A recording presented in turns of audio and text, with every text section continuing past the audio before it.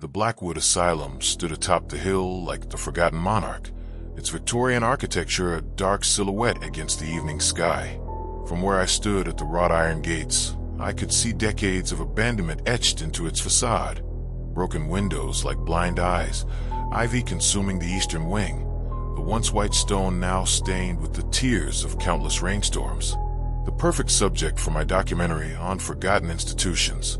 "Are you sure this is legal?" Emma asked beside me, adjusting the professional camera hanging from her neck.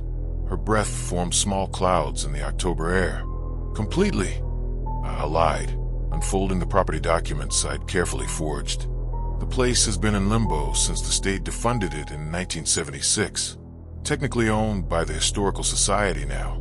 I have all the permissions right here." The truth was more complicated. Blackwood hadn't simply been defunded. It had been abruptly shuttered after a scandal so severe that most local records had been either sealed or mysteriously lost. The details that remained were vague. Allegations of experimental treatments, unusual mortality rates, a doctor who disappeared rather than face an inquiry. My kind of story. "Still feels like trespassing," said Nate, our sound engineer, as he checked his equipment bag for the third time. His fingers trembled slightly. "Not from the cold, I suspected. We're documenting history," I insisted. "Besides, we'll be out before dawn. No one will even know we were here." I approached the gates, their intricate metalwork depicting scenes I hadn't noticed from a distance, figures in various states of distress, reaching upward as if begging for release. Just decorative Gothic revival elements, I told myself, though the craftsmanship seemed too deliberate, too narrative in its horror. The lock was already broken, hanging uselessly from the chain. Not by my doing, though I had come prepared with bolt cutters in my backpack. Someone had been here recently. Urban explorers, most likely. The thought was both reassuring and disappointing. I hoped to capture a truly untouched relic. The gates opened with a prolonged groan that seemed to echo across the overgrown grounds. 20 acres of land surrounded the main building, once manicured gardens and therapeutic walking paths, now reclaimed by nature. We followed what remained of the central driveway, our flashlights creating dancing pools of light that illuminated unusual details. A stone bench carved with patient numbers instead of names, a fountain where the central figure appeared to be restraining rather than releasing water, toppled statues half buried in the earth. "Perfect establishing shots," Emma murmured, already filming. The soft electronic whir of her camera was the only manufactured sound in the oppressive silence. No distant traffic noise reached us here. No airplanes overhead. Not even the expected chorus of insects and night birds. It was as if the grounds existed in their own pocket of stillness. The massive oak doors of the main entrance were chained shut, but our research had identified a service entrance around the eastern side that might prove more accessible. As we rounded the corner, the true scale of the building became apparent. 5 floors of institutional grandeur stretching in both directions, with separate wings extending like grasping arms. According to the floor plans, there should be a door just past those basement windows, I said, consulting my phone, where I'd stored images of the asylum's original blueprints, obtained through a former state employee who preferred to remain anonymous. The service door was there, metal rather than wood, its surface covered in rust like an infectious disease. It wasn't locked or chained, just stuck from years of disuse. Nate and I put our shoulders against it, pushing until it finally gave way with a sound like a pained exhalation. The smell hit us immediately, the universal scent of abandonment with something else underlying it. Something chemical yet organic, like formaldehyde mixed with copper. "Jesus," Emma whispered, covering her nose with her sleeve. "That's foul." "Old buildings always smell," I replied with more confidence than I felt. "Mold, animal intrusions, trapped moisture. It'll be less noticeable once we're inside for a few minutes." I was wrong about that. The smell didn't fade with acclimation. It intensified as we moved deeper into the building, through what appeared to be old laundry facilities, and into a central corridor. Our flashlight beams revealed walls painted institutional green, the color peeling away in sheets like diseased skin. The floor was littered with debris, broken furniture, scattered papers, fallen ceiling tiles. "This place is incredible," I said, my documentary filmmaker's instincts overwhelming any discomfort. "Start capturing room audio, Nate. I want to establish the baseline sound signature before we start the EVP sessions." Nate nodded, setting up his digital recorder and high-sensitivity microphone on a collapsible stand. Emma was already documenting everything, her camera sweeping across the desolation methodically. I consulted the floor plans again. Patient rooms were primarily on the second and third floors. Administrative offices on the first floor, eastern wing. The western wing housed the treatment rooms. Treatment rooms? Emma asked. Hydrotherapy, electroshock, whatever else they were doing here. I explained. That's where we should focus our investigation. That's where most of the incidents would have occurred. We made our way through the first floor, documenting as we went. Most rooms were stripped bare of anything valuable or portable, but occasional items remained. A metal bed frame bolted to the floor, cabinet doors hanging askew, a wheelchair missing its wheels in one corner. In what appeared to be a former nurse's station, we found a logbook, its pages fused together with moisture, only the cover still legible. Patient Behavioral Observations, Ward C, 1972 to 1974. I was photographing this find when Nate called out from an adjacent room. "Guys, you need to see this." We found him standing in what must have been an office, staring at the wall. Unlike the institutional green of the corridors, this wall was white, or had been originally. Now it was covered in handwritten text, thousands upon thousands of words crowded together without spaces or punctuation, continuing across all four walls from floor to ceiling. "It's all the same phrase," Emma said, zooming in with her camera. "There in the walls." She was right. The same four words repeated endlessly, the handwriting becoming increasingly frantic and uneven as it progressed around the room. In some places, the writer had pressed so hard that the plaster had cracked beneath the pen. Patient or staff? Nate wondered aloud. Either way, someone had a breakdown, I said, trying to sound clinically detached despite the chill that ran down my spine. "This is gold for the documentary. Let's get comprehensive coverage before we move on." As Emma filmed, I noticed something odd about the pattern of writing. In certain sections, the text seemed to curve around empty spaces, as if avoiding something on the wall that I couldn't see. Following these negative spaces revealed a larger pattern, the rough shape of a human figure with outstretched arms. I didn't point this out to the others. We proceeded to the second floor via a grand central staircase, its marble steps cracked and stained. The patient ward was arranged in a horseshoe pattern, small rooms lining both sides of a curved corridor. Most doors stood open, revealing identical spaces approximately 8 by 10 feet, each with a window covered by heavy metal screens rather than bars, more modern in conception, but no less prison-like in execution. These would have been the rooms for less severe cases, I explained, my voice echoing slightly in the empty hallway. Patients who weren't considered dangerous to themselves or others. "How do you know which patients were where?" Emma asked, filming the interior of one room where a metal bed frame remained, leather restraint straps still attached to its sides. The floor plans included patient classification notes, I said. The third floor was for severe cases. The fourth floor was for special treatments. "And the fifth floor?" Nate asked. I hesitated. The fifth floor isn't on any of the official plans after 1965. We continued our documentation, setting up static cameras at key locations and conducting short EVP sessions in rooms that showed signs of significant activity, unusual decay patterns, personal items left behind, or distinctive damage. In one room, we found hundreds of tiny handmade paper cranes scattered across the floor, each folded from what appeared to be pages from medical textbooks. "Someone spent years making these," Emma observed, gently lifting one for a close-up. As she touched it, the paper disintegrated, leaving ink stains on her fingertips in the shape of fragmented words, method and cortical.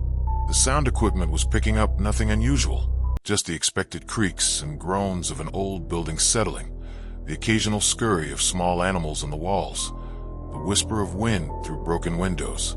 Standard ambient noise for an abandoned structure, until we reached room 217. From the outside, it looked identical to the other patient rooms. Same door, same small observation window, same room number plate.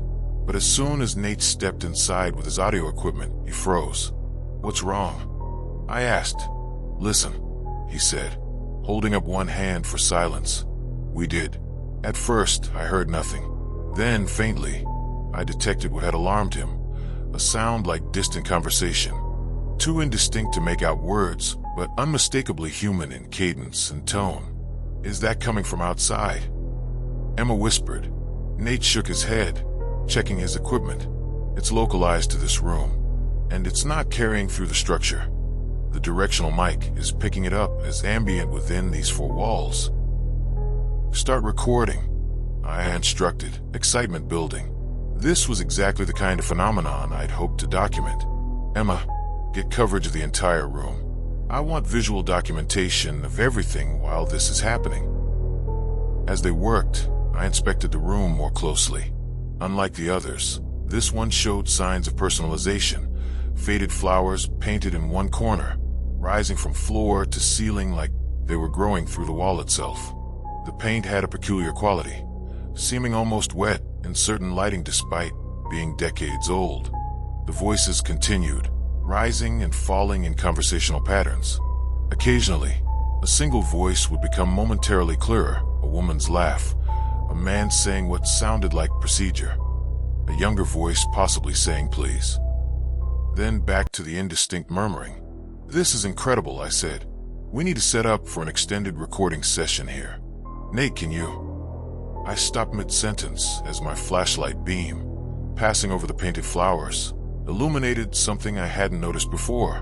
Among the stems and petals were faces, not obvious at first glance, but undeniably there when viewed at the right angle. Dozens of small, distressed faces incorporated into the floral pattern, their mouths open in expressions that could be interpreted as either singing or screaming. Before I could point this out, the voices suddenly ceased.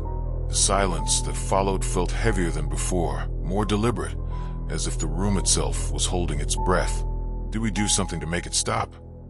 Emma asked. "Maybe it's response-based," I suggested. "Let's try direct questions. Standard EVP protocol." We took positions around the room, Nate monitoring the audio equipment, Emma continuing to film, while I acted as lead investigator. "Is there someone here with us?" I asked, my voice calm and clear. "We're just here to document, to understand what happened in this place." Nothing. No response. No return of the voices.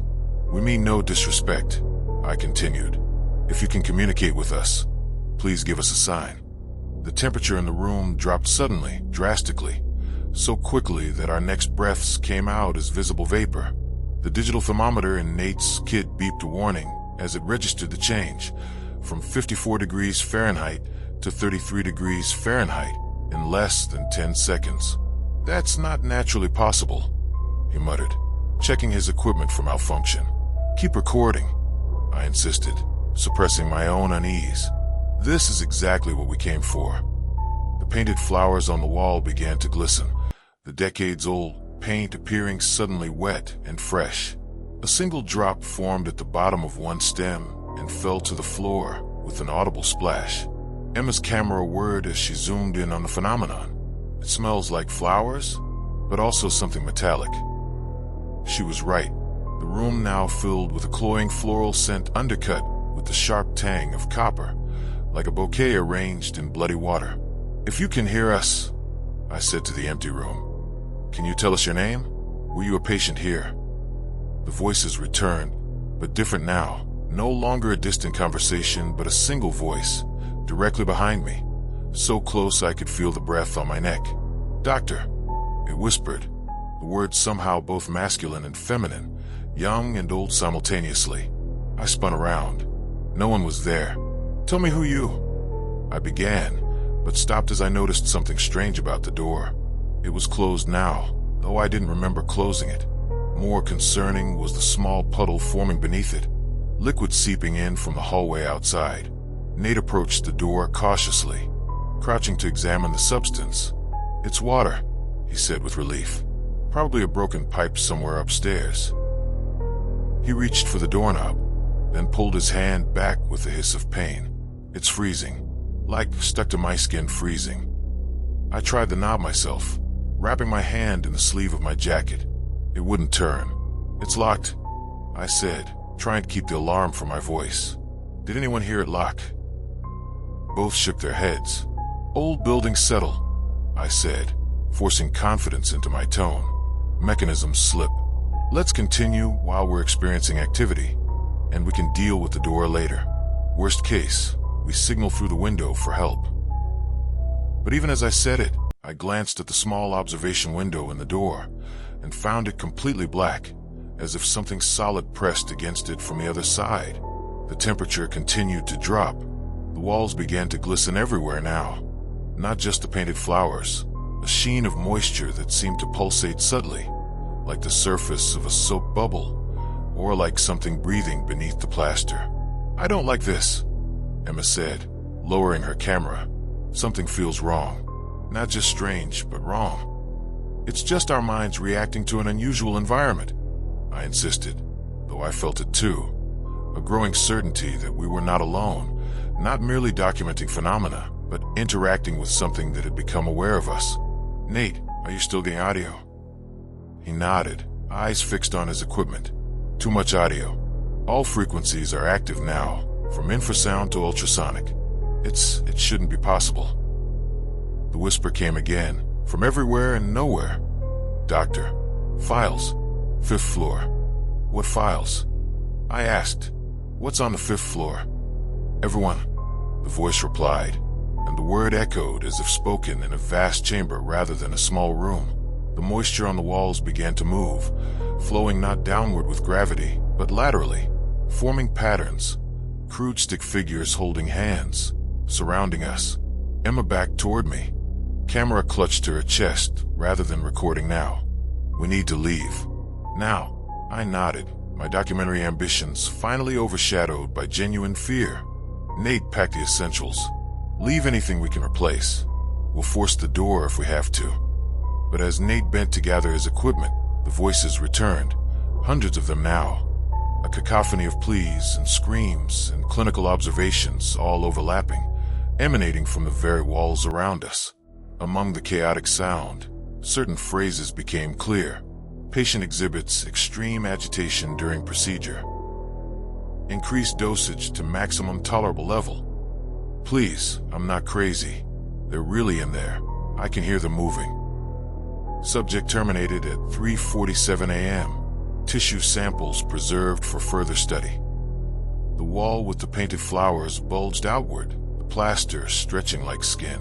The faces in the pattern were animated now, mouths opening and closing in sync with the voices. Nate abandoned his equipment and rushed to the door, throwing his body against it. It didn't budge. He tried again, shoulder first, grunting with the impact. On his third attempt, the door shattered, not swinging open, but breaking apart like thin ice, the material crumbling as if it had rotted from within. Beyond was not the hallway we had entered from, but a surgical theater. Tiered seating surrounded an operating table where a figure lay partially covered by a stained sheet. Antique surgical tools were arranged on a tray beside it. The observation windows above were filled with watching faces, their features indistinct except for their eyes. Too many eyes, some faces having 3 or 4 or more, all fixed on us. "This isn't real," I said, my voice shaking. "It's a hallucination. Carbon monoxide poisoning or toxic mold. We're experiencing mass hysteria." The figure on the operating table turned its head toward us. Where a face should have been was only a dark cavity, like a mouth that extended across the entire head, opening slowly. "Run," Emma screamed, pushing past the ruined door into the impossible space beyond. We followed, having no choice. The surgical theater stretched before us, much larger than the actual dimensions of the building should allow. As we ran, the walls themselves began to bleed. Not red blood, but a clear fluid that smelled of antiseptic and rot. The floor became soft beneath our feet, yielding like flesh with each step.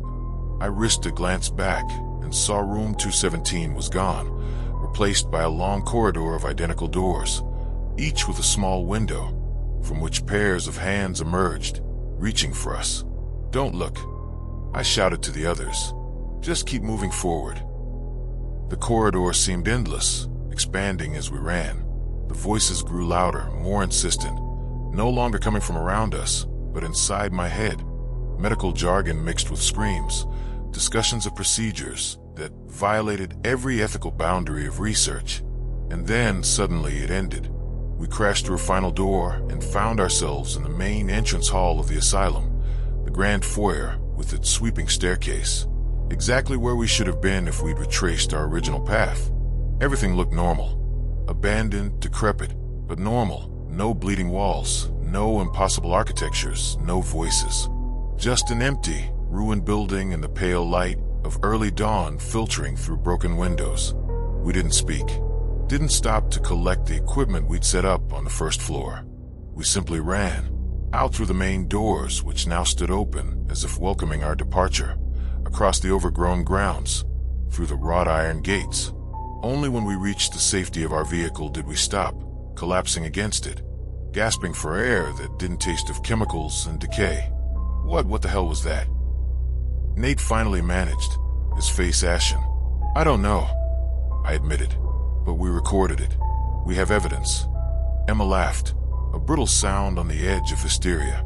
"Check your camera," she said, holding up her own. The view screen showed nothing but static. I was filming the entire time. There's nothing there. Nate verified the same with his audio equipment. Hours of recording, nothing but white noise. I pulled out my phone where I'd stored the floor plans and research documents. The screen showed only an error message. Files corrupted. We drove away in silence as the sun rose fully, illuminating Blackwood Asylum on its lonely hill. From the outside, it looked almost peaceful in the morning light, just another abandoned relic of a less enlightened time. 2 days later, I developed a high fever. The doctors found nothing conclusively wrong, just some kind of infection. As I lay in the hospital bed, drifting between consciousness and delirium, I began to notice patterns in the white ceiling tiles above me, faint outlines that looked almost like flowers. And sometimes, when the hospital grows quiet in the deepest hours of night, I can hear them, voices engaged in distant conversation, just below the threshold of comprehension. Medical discussions, procedural notes, pleas for help. They're getting clearer each night. Soon, I think I'll be able to make out exactly what they're saying. I've started writing on the walls of my hospital room when the nurses aren't watching. The same 4 words, over and over. They're in the walls. They're in the walls. They're in the walls. And now, I realize with growing horror, they're in me too. Dear listener, thank you for staying with me until the end of this story. Make sure to subscribe to my channel. Many more terrifying, mysterious, and thrilling stories are coming soon. See you again very soon.